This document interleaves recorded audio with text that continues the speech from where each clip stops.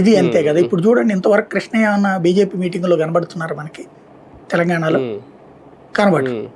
కిషన్ రెడ్డి వీళ్ళందరూ కనబడుతున్నారు కదా అక్కడ. ఇప్పుడు తెలంగాణ రాజ్యసభ సభ్యుడే కదా బీజేపీకి.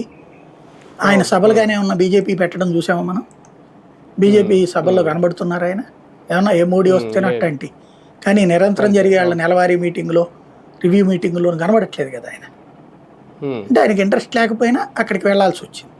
అట్లాంటిది మిగతా వాళ్ళకి కూడా ఏయో ఉన్నాయి అంటున్నారు.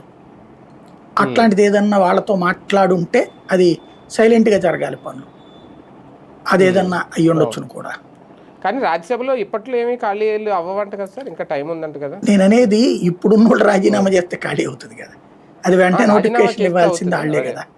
అంటే టైం అది లేదు, 26 మళ్ళీ 26 వరకు. 26లో 3 వస్తాయి అనమాట. 3 తెలుగుదేశం వాళ్ళకే, తెలుగుదేశం, జనసేన, బీజేపీనా, లేకపోతే మొత్తం 3 తెలుగుదేశమే తీసుకుంటుంది అనేది అప్పుడు చూడాలి. సార్ వాస్తవానికి ఆంధ్రప్రదేశ్ కూటమిలో ఉన్న 3 పార్టీల్లో కేంద్ర పెద్దలతో ఎక్కువగా అంటే ముందు నుంచి పొత్తుతో ఉన్నారు కాబట్టి పవన్ కళ్యాణ్ గారికి ఎక్కువగా ఇంపార్టెన్స్ ఉంటుంది కేంద్ర పెద్దల దగ్గర అనేది.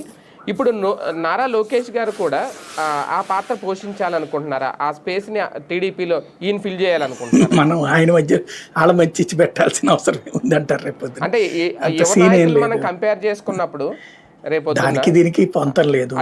పవన్ కళ్యాణ్ రాజకీయ పరమైనటువంటి కాన్సెప్ట్. ఇప్పుడు పవన్ కళ్యాణ్ వెళ్తే కూడా మాట్లాడతారు వాళ్ళు.